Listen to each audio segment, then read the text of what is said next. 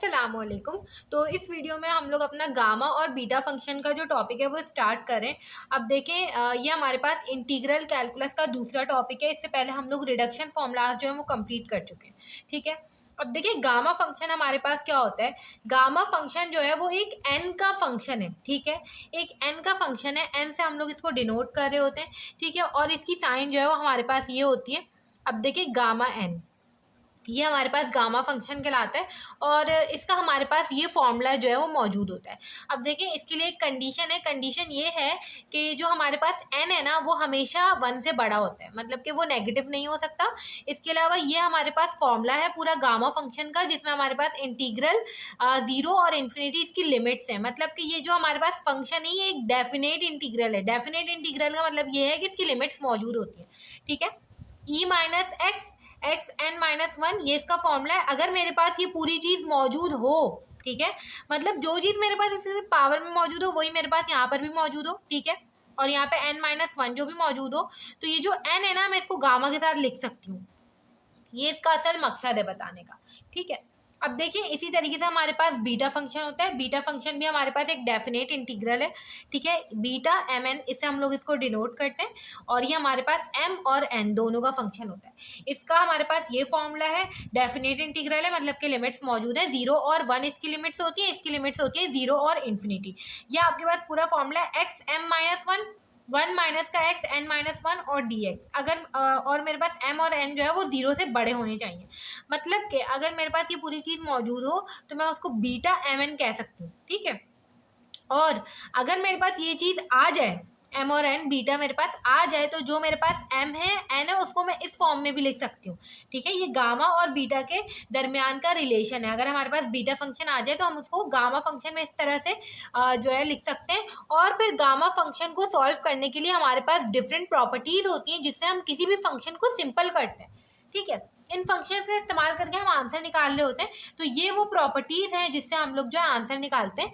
ये क्या प्रॉपर्टीज़ है, अगर मेरे पास गामा एन प्लस वन मौजूद हो, ठीक है, तो मैं उसको एन और गामा एन बाहर आ जाएगा और गामा एन रह जाएगा अंदर। ठीक है, इस तरीके से ये सॉल्व होता जाता है। एक वक्त आता है जब गामा 1/2 आ जाता है यहाँ पे। ठीक है, ये मेरे पास 1/2 लिखा हुआ है, ये देखें, ये अगर मैं देखूँ ये 1/2 है। ठीक है, 1/2 जो है वो अंडर रूट पाई के बराबर हो जाता है। तो जब भी गामा 1/2 आ जाए तो वहाँ पे क्वेश्चन जो है वो ख़त्म हो जाता है। गामा ये आप अंडर रूट पाई जो है लिख देते हैं। इसी तरीके से ये एक प्रॉपर्टी है, अगर हमारे पास n प्लस वन हो तो हम उसको n फैक्टोरियल भी लिख सकते हैं, और अगर सिर्फ गामा n हो तो n माइनस वन फैक्टोरियल भी लिख सकते हैं। ये डिपेंड करता है कि वहाँ पे कौन सी चीज़ बन रही है, क्या सिचुएशन है, किस तरीके से क्वेश्चन को सॉल्व करना है, तभी हम ये चीज़ें जो है ये बनाते हैं। ठीक है, मतलब ये फॉर्मूलाज का जो यूज़ करते हैं। अब हम इसके क्वेश्चन देख लेते हैं कि इसके क्वेश्चन जो है ना वो हमें पेपर में किस तरीके से गिवन होंगे और हमें उनको किस तरीके से सॉल्व करना पड़ेगा। अब देखिए ये हमारे पास क्वेश्चन गिवन है।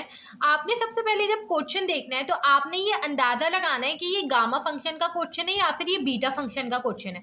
अब क्योंकि हमें यहाँ पे लिमिट्स दिख रही हैं 0 और इन्फिनिटी, तो मतलब कि ये गामा फंक्शन का क्वेश्चन है, इतना सोचने की ज़रूरत नहीं है। ठीक है, दूसरी चीज़, अगर आपको इससे थोड़ी सी कन्फ्यूजन हो रही है कि भाई लिमिट्स कैसे, हम ये सब याद नहीं रह रहा, तो आप एक चीज़ देखें कि जो है ना यहाँ पे ई माइनस कोई ना कोई फंक्शन मौजूद है, फिर यहाँ पे बेस में भी उसी फंक्शन से रिलेटेड कुछ मौजूद है, उसकी पावर भी मौजूद है, तो ये हमारे पास गामा फंक्शन ही होता है। ठीक है, मगर ये प्रॉपर ना गामा फंक्शन हमें यहाँ पे इन्होंने बना के नहीं दिया हुआ, हमें इस फॉर्मूले को ना बनाना पड़ेगा ताकि यहाँ से मैं n की वैल्यू निकालूं और फिर उसको गामा n के बराबर कह के आगे मजीद सॉल्व कर सकूं इस क्वेश्चन को। ठीक है, तो मुझे यहाँ पे असल में चाहिए क्या था, मुझे ये चाहिए था कि जो मेरे पास यहाँ पे पावर होती माइनस के साथ वही मेरे पास बेस में भी मौजूद होती, मुझे ये चाहिए था। मगर मैं जब क्वेश्चन देख रही हूँ तो मेरे पास पावर और बेस जो है वो दोनों अलग अलग है। बेस तो मुझे नॉर्मल एक्स दिख रही है मगर पावर में अंडर रूट नहीं होना चाहिए था। तो हम क्या करेंगे, सिंपल इस पूरे इंटीग्रल को जो है एक दूसरे फंक्शन से रिप्लेस कर देंगे। ठीक है, और वो जो दूसरा फंक्शन होगा उसे मैं कह देती हूँ u फॉर एग्जाम्पल। अब क्योंकि मुझे अंडर रूट एक्स नहीं चाहिए था यहाँ पे, सिंपल मुझे एक वेरिएबल चाहिए था, जो कि एक वेरिएबल, वो दोनों वेरिएबल बेस का और इसकी पावर सेम होनी चाहिए थी। ठीक है, तो मैंने u को अंडर रूट एक्स कह दिया। माइनस नहीं मैं साइन सपोज करी, क्यों नहीं करी, क्योंकि माइनस तो देखिए फॉर्मूले के अंदर बिल्कुल ठीक चीज़ है। ठीक है, अब देखें आपने अगर इंटीग्रेशन की है तो आपको इस बात का पता होगा कि सिर्फ हमें एक वेरिएबल नहीं रिप्लेस करना पड़ता। अगर हम इंटीग्रेशन में जो है रिप्लेस कर रहे होते हैं तो हमें क्या करना होता है कि ये जो जितने भी एक्स मुझे यहाँ पे दिख रहे हैं उन सबको मुझे रिप्लेस करना पड़ेगा। इसके अलावा डी एक्स ये भी रिप्लेस करना पड़ेगा और इसकी जो लिमिट्स है वो भी रिप्लेस करनी पड़ेगी इस फंक्शन के लिहाज से जो मैंने नया फंक्शन सपोज किया है।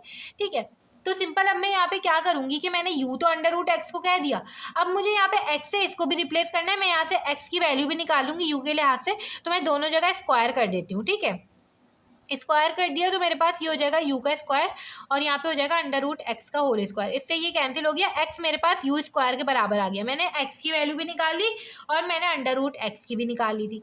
अब मुझे दूसरी चीज़ क्या करनी है, dx, मुझे dx को भी रिप्लेस करना है।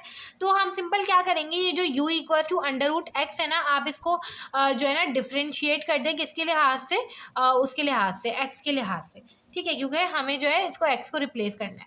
अब देखें ये हमारे पास हो जाएगा du ओवर dx। अब हम एक चीज़ कर सकते हैं, इधर भी हो जाएगा d ओवर का dx। ठीक है, अब देखें यहाँ पे हमारे पास हो जाएगा du ओवर dx और ये हमारे पास आ जाएगा 1/2 अंडर रूट एक्स। ठीक है, जब हम इसकी डिफ्रेंसिएशन करेंगे उसके बाद हमारे पास यहाँ पे सिंपल क्या होगा कि यहाँ पे डी यू जो है वो मैं इसी साइड रख देती हूँ और डी एक्स जो है वहाँ पे चला जाएगा। ठीक है, अब यहाँ पे नीचे 2, अब अंडर रूट एक्स जो है वो मेरे पास u के बराबर है तो मुझे सारी चीज़ें u से रिप्लेस करनी पड़ती है, इसलिए मैंने यहाँ पे u लिख दिया। ठीक है, मुझे यहाँ से डी एक्स की वैल्यू निकालनी है असल में। ठीक है, तो डी एक्स जो है वो किसके बराबर हो जाएगा, 2u और डी यू। ठीक है, ये हमारे पास हो गया। अब देखें, अब हमें दूसरा काम क्या करना है कि मुझे जीरो और इन्फिनिटी की लिमिट्स जो है वो भी रिप्लेस करनी है। तो जो हमारा मेन फंक्शन होता है आपने जो सपोज किया होता है, आप सिंपल x एक दफ़ा जीरो रखें तो जीरो की जगह वाली लिमिट आ जाएगी। जब हम यहाँ पे जीरो रखेंगे तो u की वैल्यू जीरो ही आएगी। ठीक है, इसी तरह जब हम यहाँ पे इन्फिनिटी रखेंगे तो u की वैल्यू इन्फिनिटी आएगी। तो यहाँ से हमें एक बात पता चलती है कि जीरो और इन्फिनिटी में लिमिट ज़्यादातर नहीं बदलती। ठीक है, अब देखिए यहाँ पे सिंपल हमने क्या करना है कि जो है ना इसको रिप्लेस कर देते हैं फंक्शन को। ये हमारे पास हो जाएगा इन्फिनिटी जीरो, एक्स की जगह मेरे पास आ जाएगा यू स्क्वायर। ठीक है, और यहाँ पे आ जाएगा 1/4, 1/4 तो इसके ऊपर पहले से ही था। ठीक है, ई और माइनस अंडर रूट एक्स की जगह मेरे पास क्या आ जाएगा यू और डी एक्स की जगह क्या आ जाएगा 2u du। ठीक है, अब आपने इसको थोड़ा सा सॉल्व करना है। सॉल्व हम किस तरीके से करेंगे, ये जो 2 है ये हमने बाहर निकाल लेना है। ठीक है, ये हमारे पास इन्फिनिटी जीरो। ठीक है, और यहाँ पे ई का फंक्शन पहले लिखा हुआ है तो मैं इस फॉर्मूले के जैसा बनाने की कोशिश कर रही हूँ तो इसलिए मैं इसको पहले लिख देती हूँ। और यहाँ पे ये हो जाएगा u।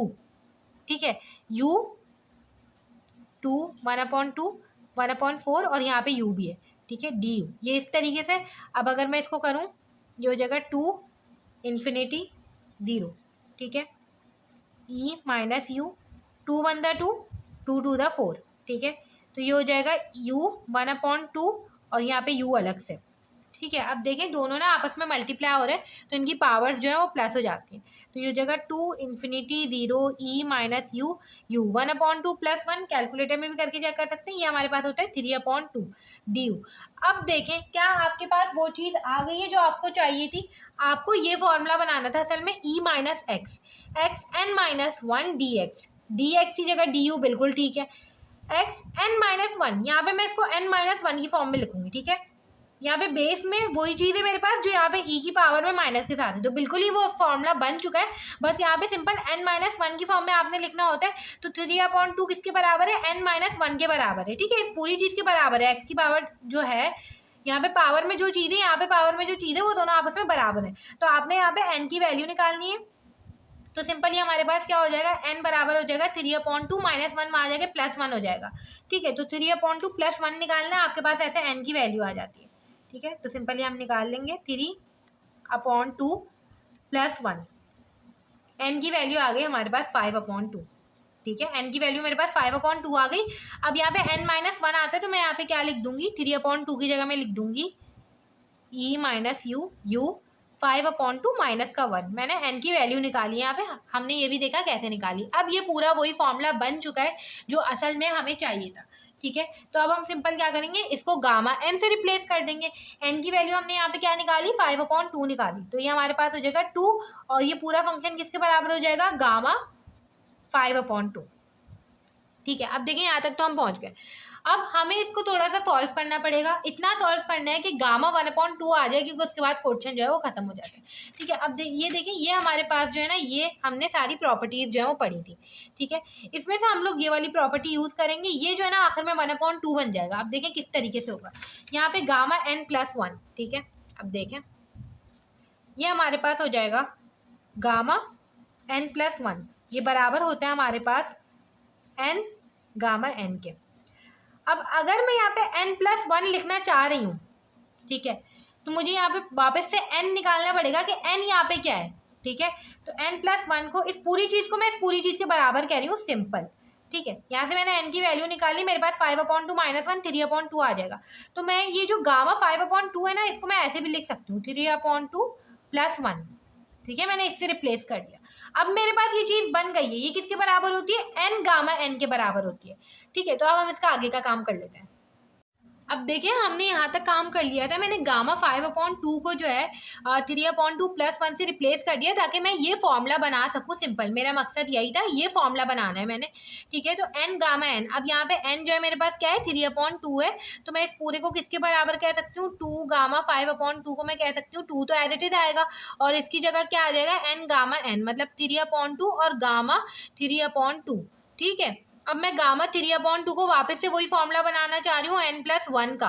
ठीक है, तो मैं क्या करूँगी, n+1 को 3/2 के बराबर कह दूंगी, यहाँ से n की वैल्यू निकालूंगी, जो कि होगी 3/2 -1, जो कि होती है हमारे पास 1/2।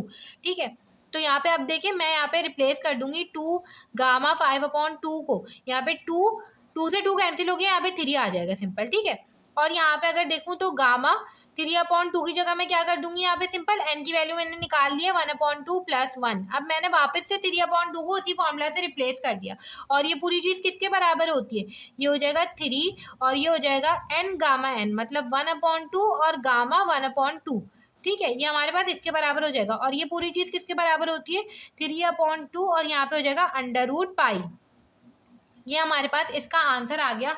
अब देखें, ये तरीका होता है, हमें क्वेश्चंस को सॉल्व करना पड़ता है। सबसे पहले गामा या बीटा फंक्शन पहचानना पड़ता है, लिमिट्स को देख के पहचान लेते हैं, फॉर्मूले को देख के पहचान लेते हैं। ठीक है, उसके बाद हम उसको सॉल्व करके गामा फंक्शन बनाते हैं, गामा n बनाते हैं। उसके बाद कोई ना कोई टेक्निक वहाँ पे लगा के, जो फॉर्मूलाज हमने पढ़े उसके जरिए हम लोग सॉल्व कर रहे होते हैं। अब यहाँ पर मैं 2 और क्वेश्चन जो है लिख रही हूँ, या आप लोग जो है खुद से सॉल्व करेंगे अभी तक, क्योंकि जितने हमने फॉर्मूलाज वगैरह पढ़ लिए, तो ये उससे ईजिली जो है सॉल्व हो जाएंगे।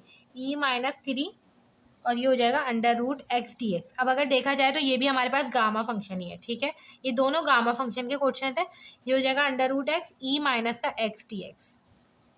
ये दोनों आपने खुद से सॉल्व करने हैं। ठीक है, अब हम नेक्स्ट वीडियो के अंदर जो हमारा बीटा फंक्शन होगा उसके क्वेश्चंस को कंटिन्यू करेंगे।